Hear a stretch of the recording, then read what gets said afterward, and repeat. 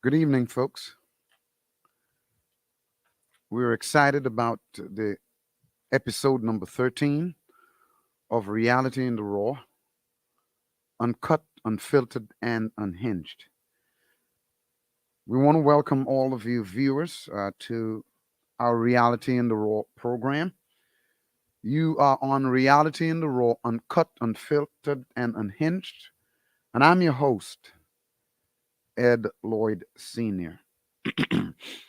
We've been having a great time with our program. And tonight, I just want to begin by giving a shout out to my team, production team. And tonight, I want to dedicate this program especially to my technical and sound person, Andrea McDermott. I want to dedicate this program to her. She's a hardworking female. She's always on time, always up on everything we do, and she's very faithful and very integral part of the team. So I want to dedicate this program to Andrea McDermott. Anyway, if you're just coming in, we want you engaged. We want you to be ready to ask questions, to be ready to call into the show and ask questions, make comments.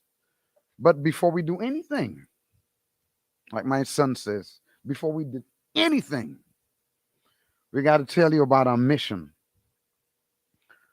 Remind you that our mission is to invite and encourage healthy discourse about relationships and other life issues in an effort to inform, to educate, and to find practical solutions to help people navigate through difficult circumstances.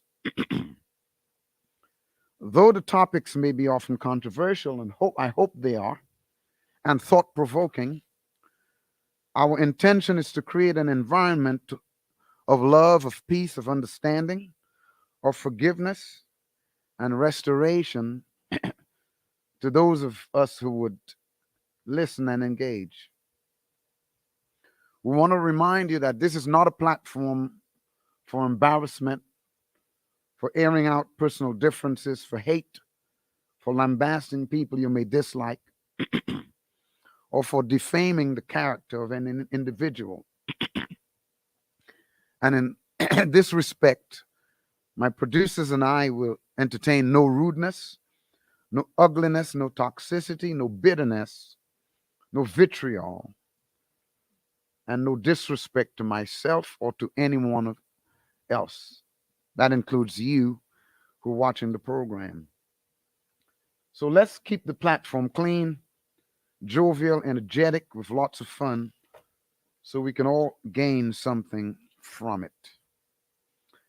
Again, if you're just coming in, you're on Reality in the Raw, Uncut, Unfiltered, and Unhinged. And I am your host, Ed Lloyd Sr. Again, I want to thank all my production and other crew members for making this possible.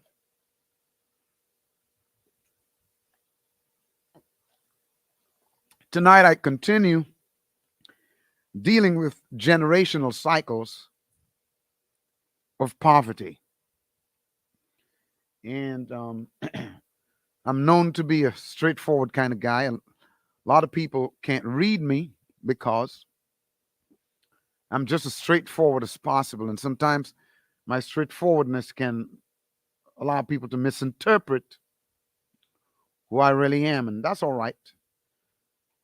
But until you get a chance to really know who I am, you'll be doing a lot of guessing.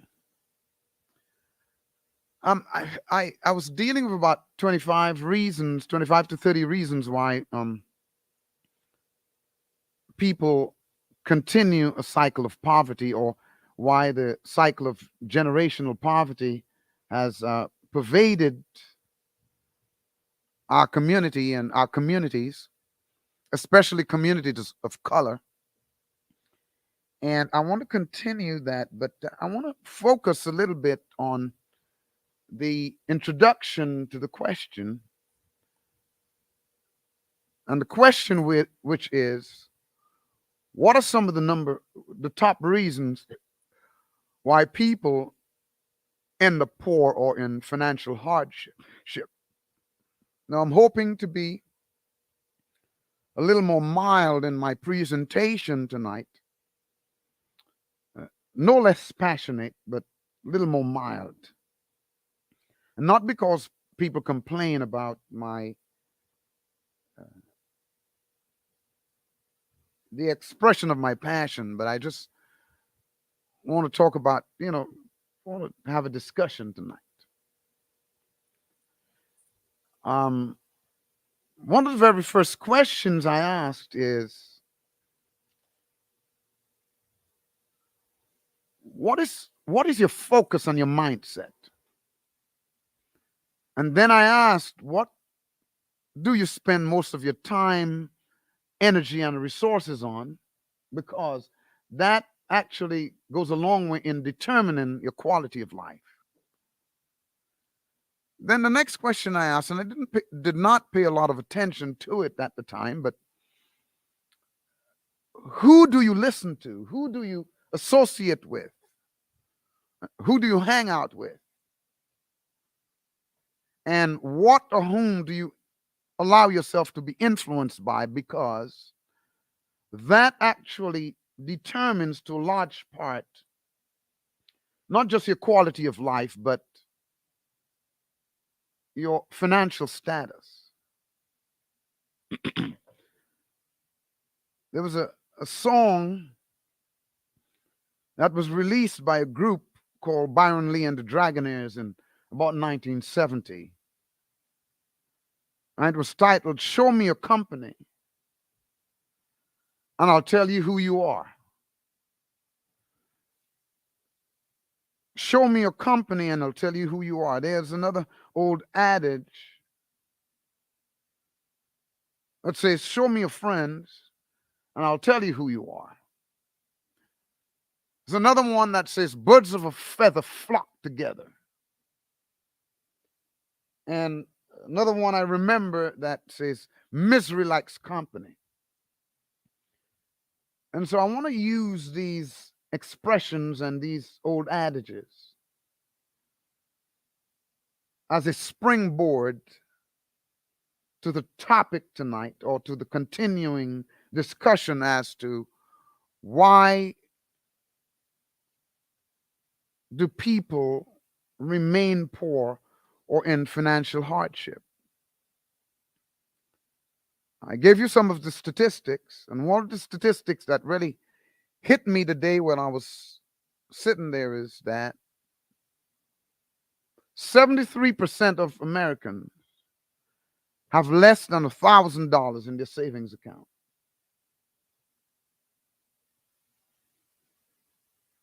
That's roughly 3/4 of Americans have less than $1,000 in their savings account. Um, the statement, show me your company and I'll tell you who you are. I think nobody can doubt the validity of that statement. No one can doubt the validity of the statement. And really, everything in life and our quality of life, where we are in life and where we are going, has to do with relationships and our mindset concerning relationships. When we don't understand relationships, we put ourselves at risk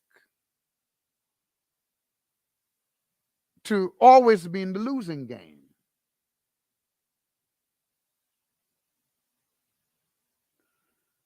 And what happens is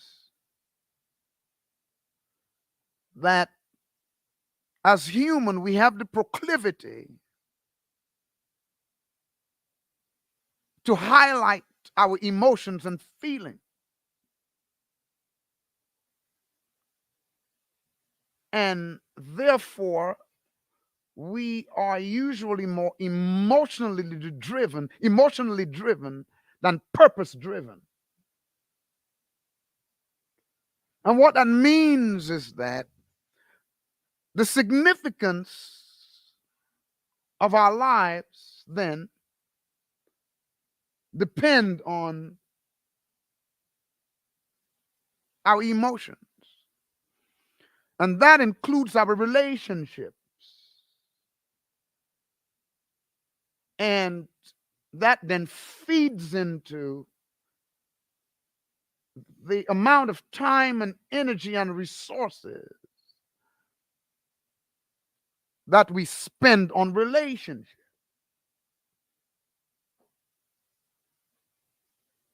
And that becomes important because in my life, I have been what I call relationally savvy. I mean, I'm going to tell you something. In order for you to become financially secure,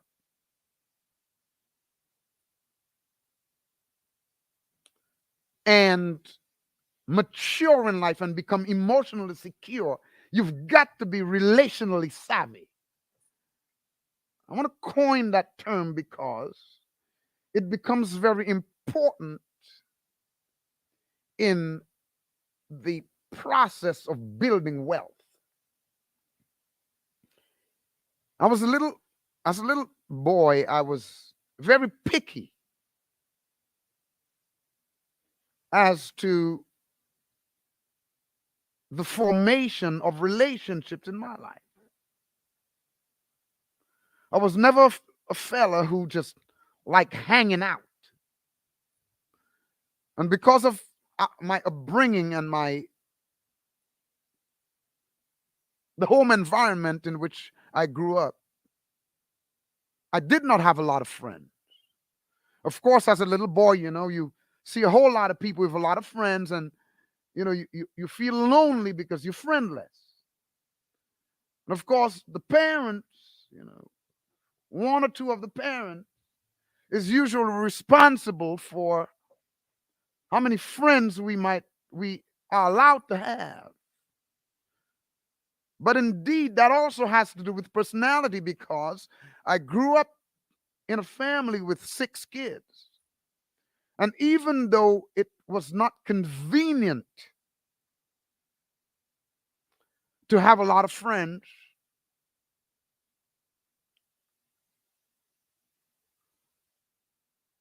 some of my siblings were just gregarious.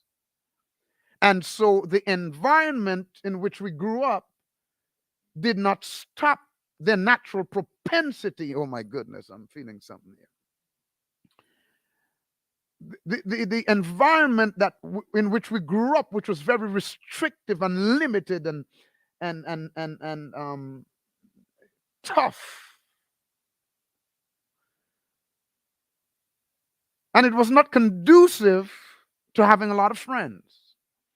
But the environment in which we grew up did not stop the natural propensity to be gregarious or have a lot of friends.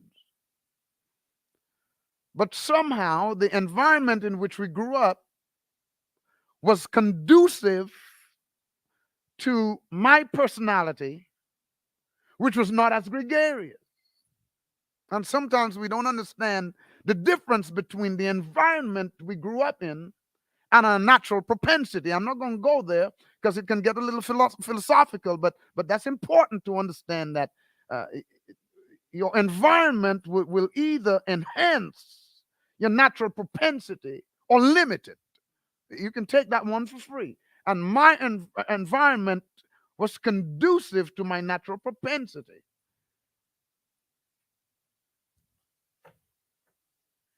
I'm on reality in the raw, but I'm feeling something here.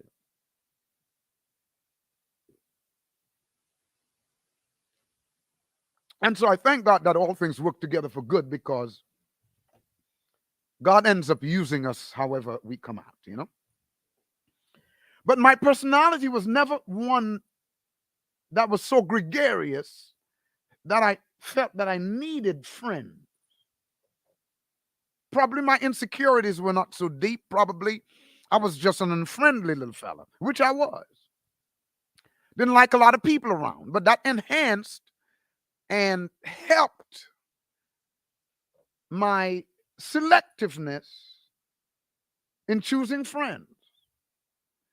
And so my choice of friends and acquaintances was always strategically purposeful. My choice of friends and associations were always strategically purposeful. And so that really helped me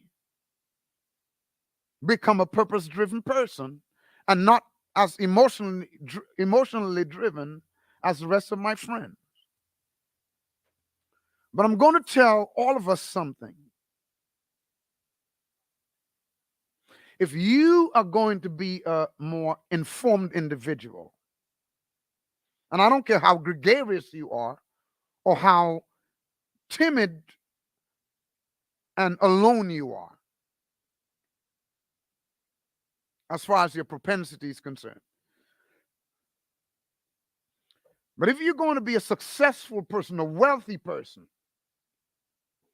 a person who's financially literate and, you know,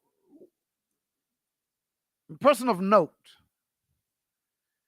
you're going to have to be very strategic in who you associate with. Because generationally, we like to associate with people who make us feel good and feel comfortable and feel relaxed. But you can't grow in a feel good, relaxed environment. And so when you come to the place where you want to do better financially and in other parts of your life, you've got to be more strategic and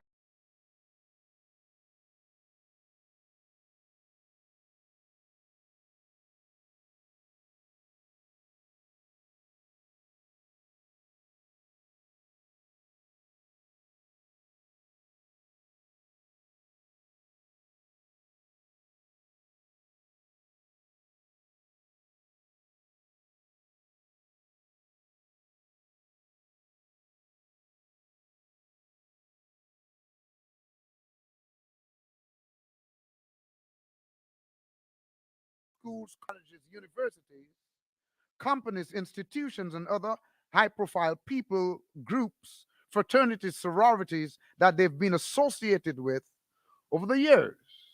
That's what a person rests.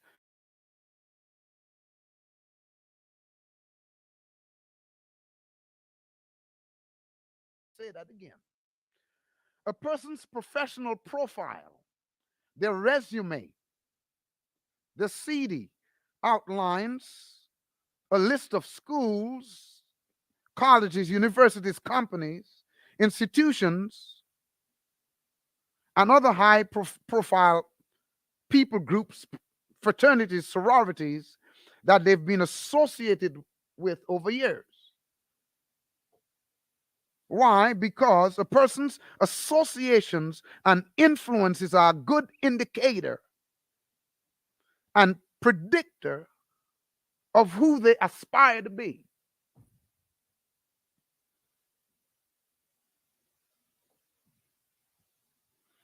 People lose their associations and influences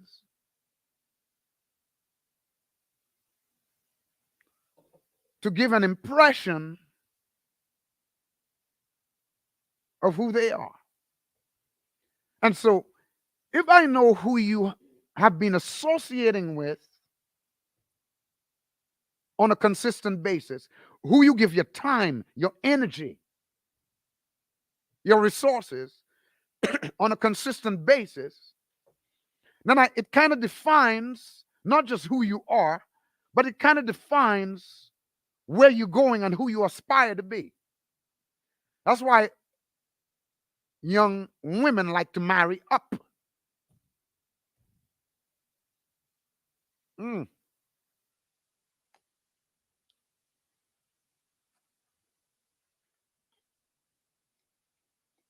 Because they think if I marry up, that's where my life is going.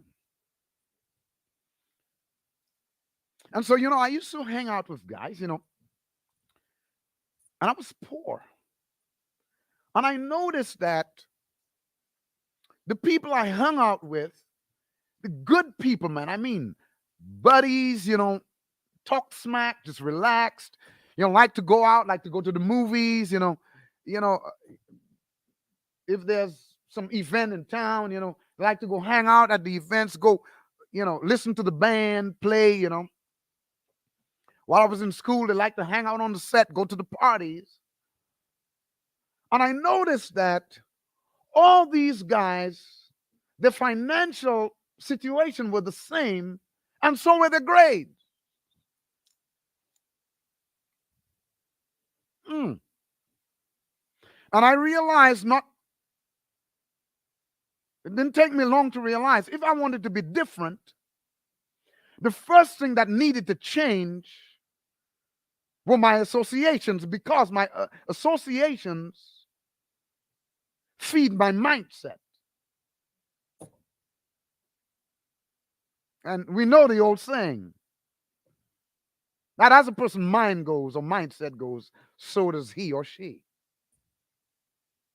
You know the scripture verse says, as a person thinks, so they become.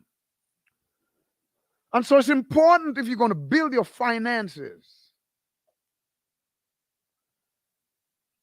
that you watch your relationships, the people who you hang out with and associate with.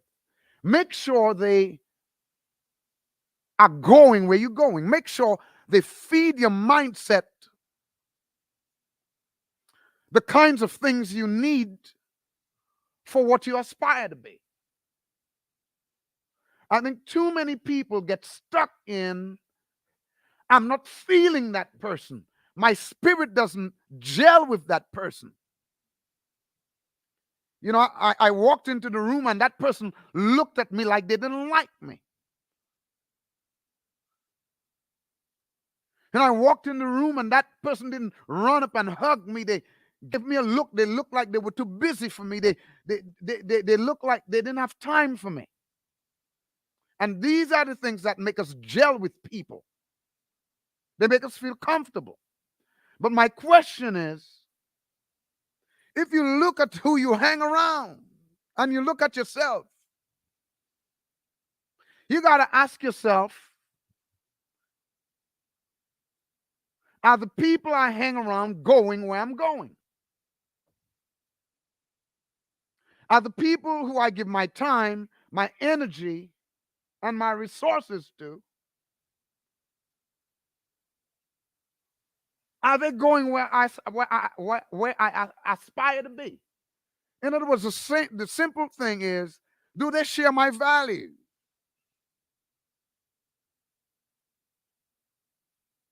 And then we have to ask ourselves, do my actions, my mindset, my desires match the values of what I aspire to be? And it sounds like great language, but if I want to make A's and I'm in college, am I using my time to study to make the A's, or am I hanging out on the set and going to every party and movie? Because these actions don't match the values of somebody who wants to make good grades. And so it's important because it's just generationally. I just look at the kind of company we keep and the kind of people we like to hang out with. And most of the time, they don't match the values we espouse. I meet a group of 5 guys, nice guys, good guys, hanging out. They got good camaraderie. They like each other. And none of them have any money in the bank.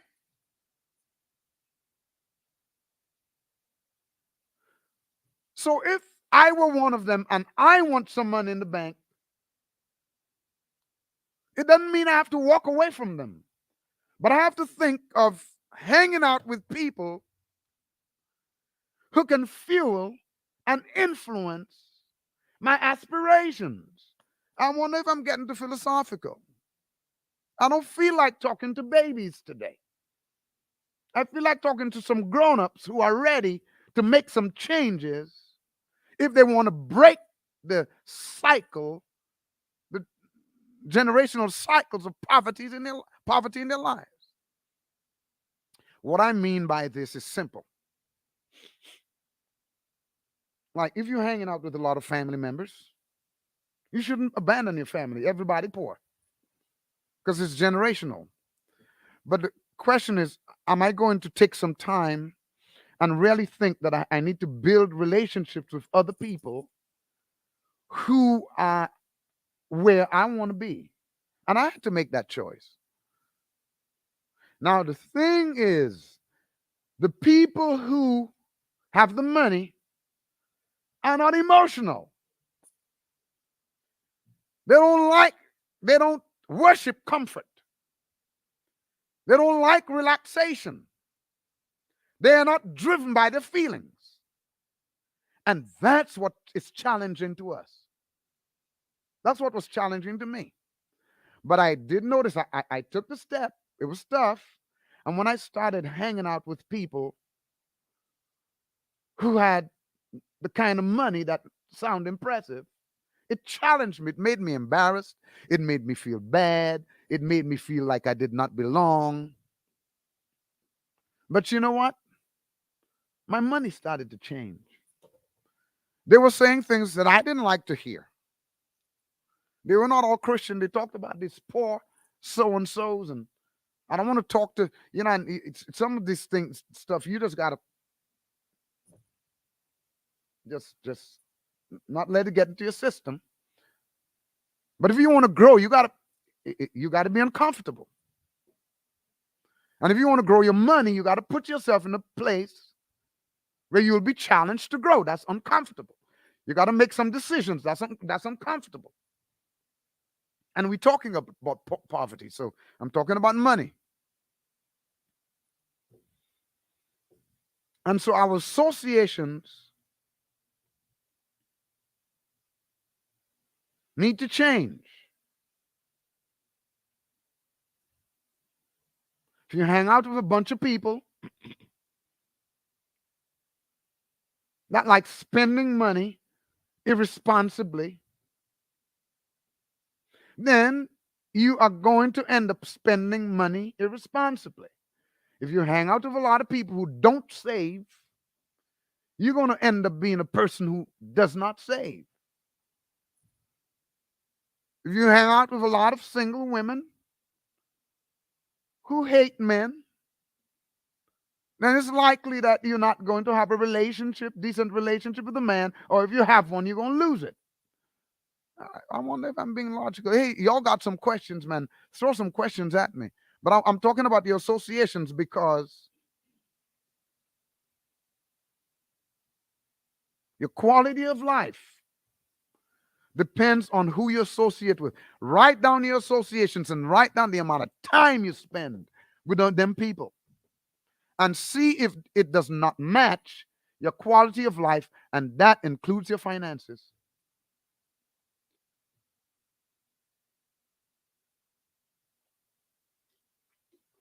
Hey, you're on Reality in the Raw, uncut, unfiltered, and unhinged. Please dial into the show, call into the show with questions and comments, and let's talk about this thing. Your situation will never change unless you change. The situation by itself is not going to change. You have to change. And when you change, you will have power to change the situation. And you won't change until your mindset changes. And your mindset wouldn't change until you decide to make some hard decisions that makes you uncomfortable. And that's what people don't like.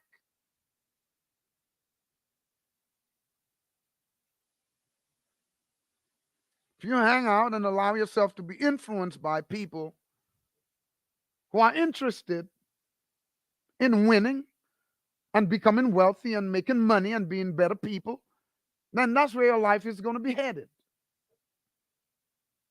I don't hear nobody.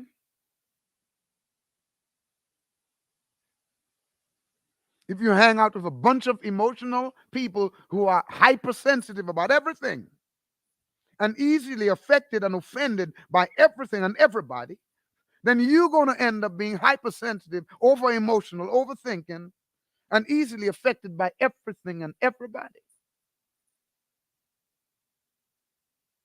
And people who want to change the situation and the financial situation have to make some hard decisions. I was talking to some people, and people don't like me to talk about their pets, but one of the things is that we get emotional about pets. Talking to a group of 4 people who were in the group who are pets, and I said, if y'all want to really, we got to make a decision. It's either you're going to be emotional or you're going to be purposeful. And I talk about the pets, they almost died. I like to talk about these kinds of things. Then I talk about people and eating out, and they almost die.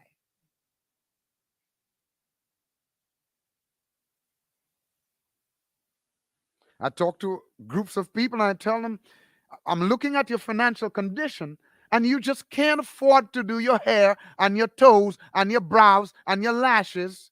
You can't afford it. Learn to do it yourself, and they just will not take heed. And when you look at the people they hang out with and who they influence by, it's always people of the same mindset.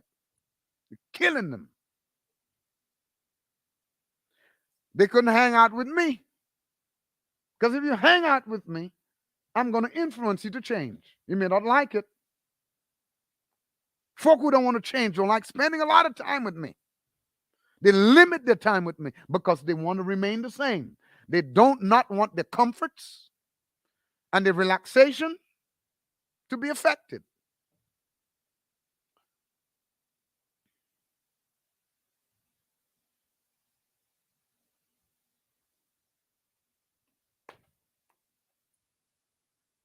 Reasons why people stay poor and in financial hardship. The basic reason is we are emotional and we do not want to make the hard decisions to change. Some hard decisions. May have to sell some of your furniture. May have to, I know people who want to, they don't have money, they have yard sales, they sell some of their belongings.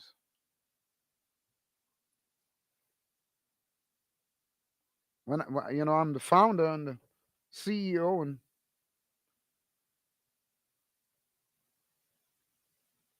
president. Well, I'm not the CEO anymore. I gave over the responsibilities and title of CEO to my wife.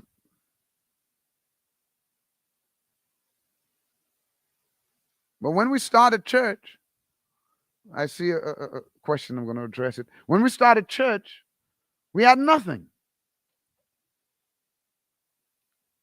We had like $100 and $300. But I had 14 cars at home, my personal cars. I had to decide whether I was going to keep the cars or sell some of the cars and use some of the proceeds to build a church. Some hard decisions. I like my cars, all 14 of them. They spoke to me. I had a story for each one of them cars. And I always kept them up. I mean, the gassed up, my kids took some of the cars. Some of them were theirs. But you got to make some hard decisions if you want to change in any facet of life, especially dealing with finances. Somebody asked, how do you build relationships with wealthy people?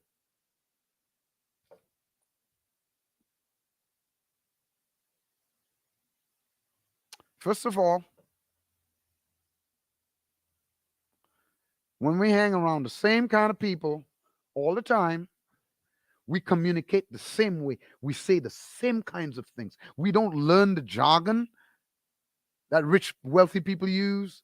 We dress the same way. We clad the same way.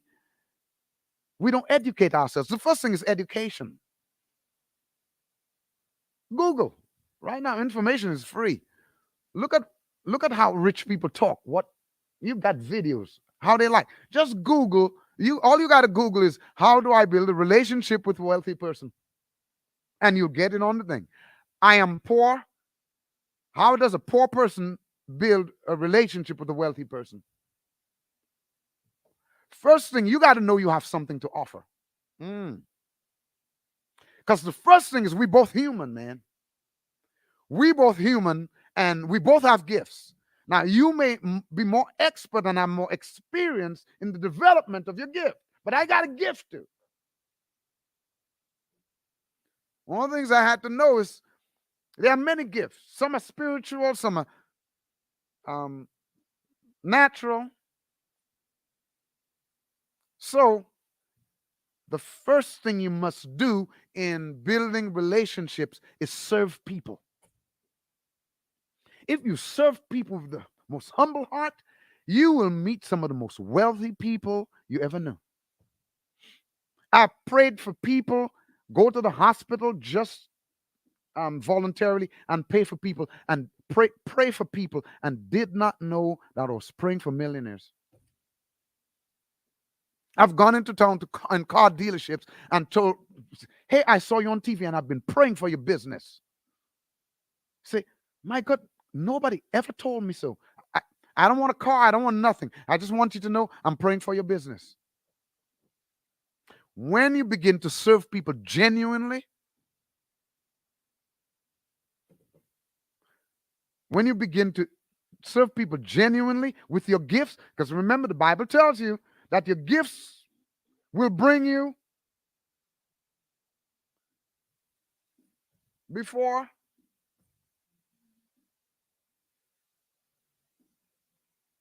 kings and wealthy people. So the issue is, are we going to just hang out with folk we like, or are we going to serve people? There's a whole lot of places and ways you can serve.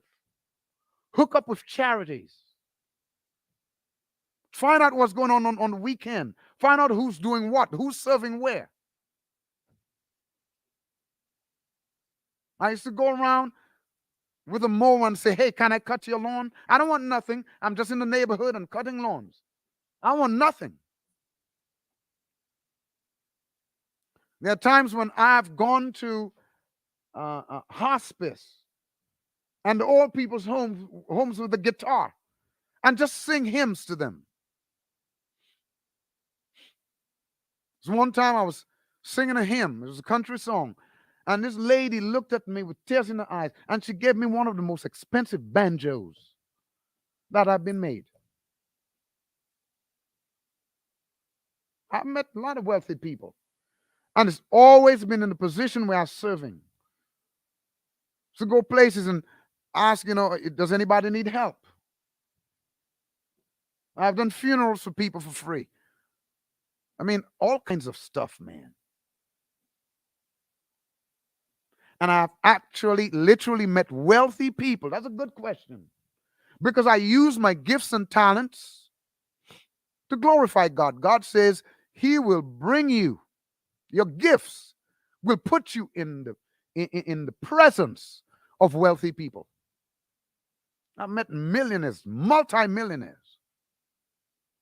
I've had the opportunity to deal with and meet some of them. I didn't end up meeting them. But people like Sean Connery. Why? Because his wife is an artist. I'm an artist, and I was actually the personal artist of Sean Connery's friend. And he invited me to Scotland to play golf. Why? Because I just was using my talent as an artist.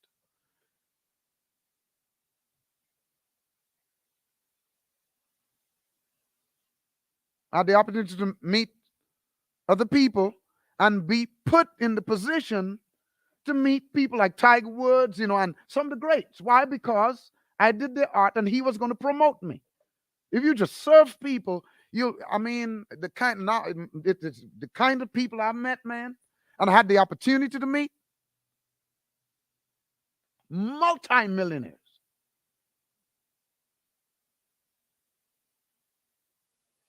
People were going to hook me up to meet Bobby Bowden. Bobby Bowden signed a personal piece of art of mine. Emmett Smith, Deion Sanders. The whole what's the guy? Dan Marino. The art I've done just serving people.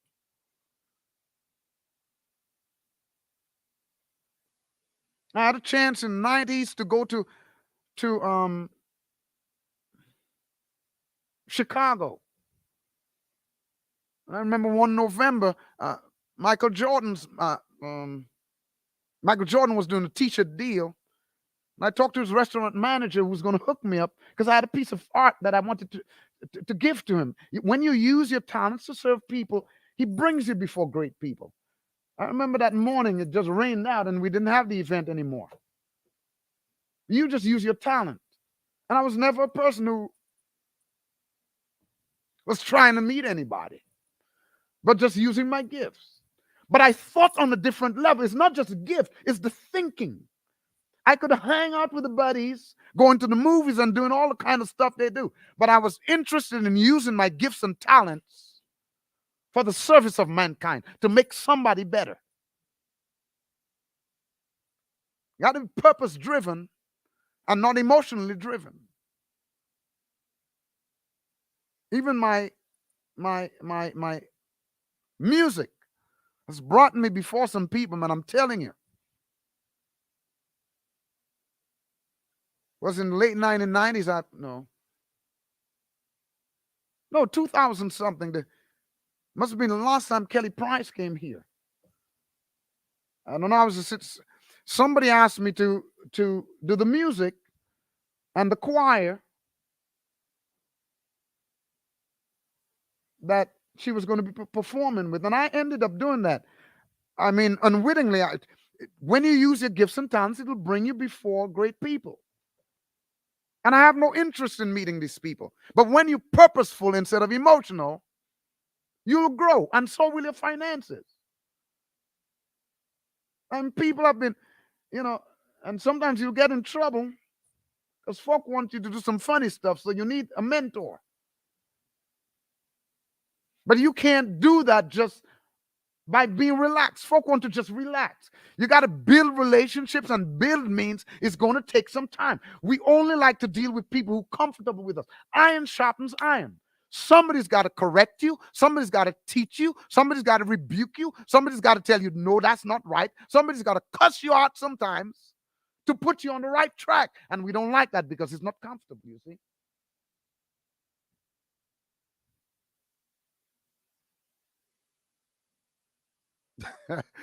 My daughter said the convenience of paying things in installments for items we want kill us. I'm not going to address that because we had a conversation today. I'm not going to address that, Ken.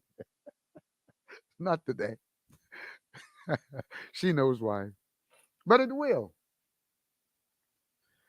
Let me just go back to Kenya's question because I'm dealing with questions. It's convenient to pay things in installments.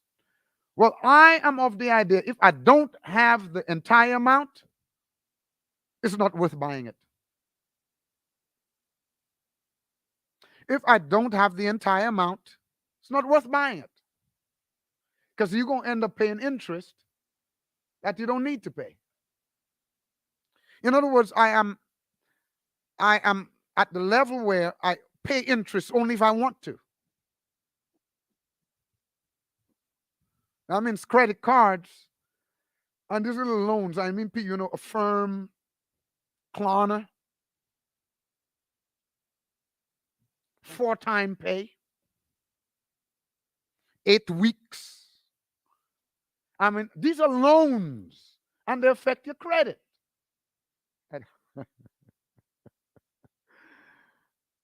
Sometimes we buy what we want and not what we need. So, but I'm going to leave that alone. Let's go to next question.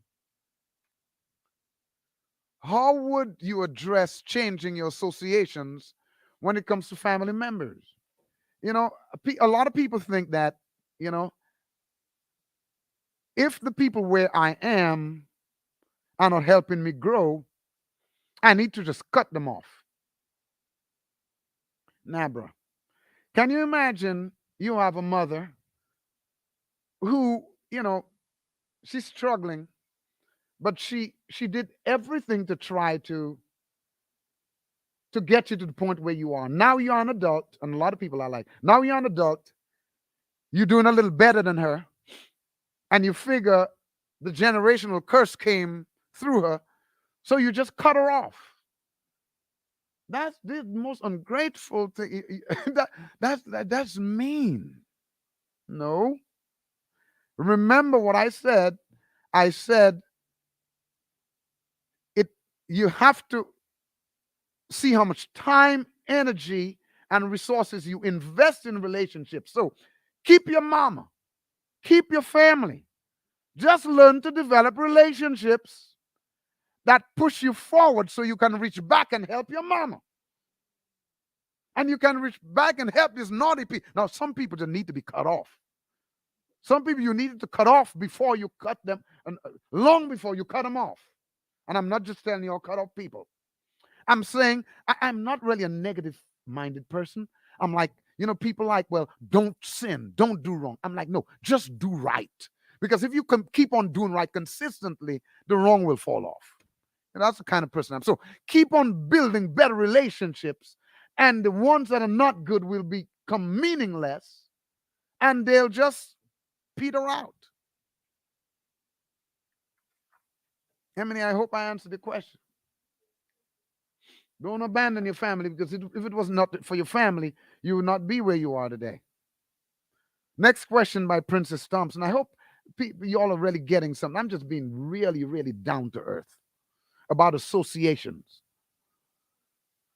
Why can people discuss ideas and plans, but those plans and ideas never go anywhere? Because they're lazy.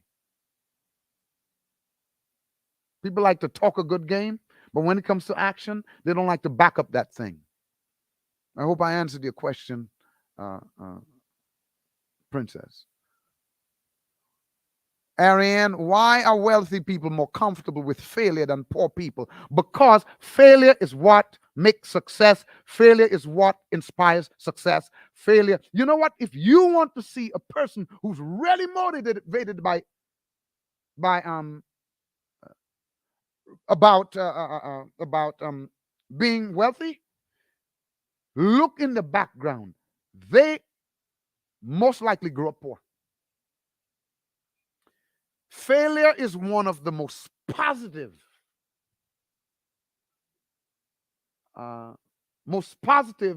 forces that motivate people to succeed. You see, and what I have to tell you is it's all about attitude. And attitude is all about the associations. If you associate with people who are so emotional, every time they fail, they cry and they quit, you're going to be the same way. I hang out with people who, when they fail, they get happy about trying again. And that's how I am. I welcome failure because failure becomes my biggest competition to my success. I welcome failure because failure is the obstacle I must be strengthened by and overcome to succeed. I welcome failure because it's on the shoulders of failure that I must destroy it to become successful. I welcome failure because failure is the opponent in the ring I must beat for 12 rounds for me to succeed as a champion. That's why the Bible says, count it all joy when you fall into diverse temptations. When it gets hard, get joyous. Because this becomes your reason to fight. This becomes your reason to try again. This becomes your motivation to say, I'm not going to quit. This becomes the highest thing in your life that you must prove to that you're better, that you're better than. It is the thing you must conquer to get to where you're going to. If you don't have an opponent, there's no winning. You can't win a race without opponents. You can't win a fight without opponents. And so I always say the same steps it takes you to fail takes you to succeed. So if you're scared of failure, it means you're scared of success because it takes failure to appreciate success. And that's what motivates you to continuously win. But it's all about who you hang out with. I'm telling you, your associations, who you hang out with, and who you influence by. When we can't stand the pressure, what do? Instead of digging deep and overcoming it, we go back to the people and to the places that we used to. It means we revert. Because once you begin to try, once you begin to get on a path of financial success, it means something in you already changed. And if you quit, it means you got to go back to where you used to be. Somebody say, I prefer be on the water, out of the boat, sinking and calling on Jesus, than be there back in the boat, being comfortable, laughing at the person out there trying sinking. Because it's comfortable back in the boat, but you're not overcoming anything. It's really comfortable to be poor. Once you have people around you who pour, who make you feel good. But we got to get out of that mindset because that in itself is a generational curse. It's a generational cycle that we like to be emotionally driven. We like things we feel that makes us feel good, feel comfortable, feel relaxed. But we're not growing and going. In my life, I want to be growing and going. I don't care how many mistakes I make. I don't care how many mess ups I make. I don't care how many sins I commit in the process. I want to be growing and going because it is growing and going that will make you meet the obstacles that will make you feel like you're a complete failure. If you never want to feel like a failure, you stay home on the couch and do nothing. You don't want to fail. You don't want to fall. Just stay as a couch potato and do nothing. But the minute you decide, I want to be better, I want to grow my finances, you will have some problems and some issues because the only way you can get rich is to solve problems. That's why I say you serve. People get paid to solve problems. Doctor get paid because you need surgery because something wrong with you. And so if you're not a problem solver and you don't serve a sector of humanity, you're going to stay poor. You're going to be relaxed, but you're going to be poor. You're going to feel emotionally safe, but you're going to be poor. And we don't want that. Because in order to break that generational curse in our time, we got to do something different. Something that's not comfortable, something that challenges us every day to work hard. Don't stop. Be relentless. Be passionate. Be driven, purpose-driven. To manage our emotions and sometimes cut them off because your purpose is more important than your problems. And your purpose is more important than being relaxed and feeling comfortable. Again, you're on Reality in the Raw, uncut, unfiltered, and unhinged. And I said, one of the basic reasons why people remain poor is we are too doggone emotional. It's always about how we feel. We run away from challenges because of how we feel. We run away from controversy because of how we feel. We run away from trials because of how we feel. We run away from obstacles and the things that will grow us and grow our finances because of how we feel. We run away from conflict. Instead of learning conflict resolution, we run away from conflict and say we don't like stress. No, if you learn conflict resolution, you get rid of stress. We run away from the things that will really grow us and put us where we want to be because we're too emotional. And that's my statement today. Next week, the next time we meet, I will continue the 25 ways. I think I had 25 or 30 ways that can help you get out of debt and out of financial hardship. But I'm telling you, our emotions are killing us. Our need for emotional safety and that kind of stuff, man, it's killing us.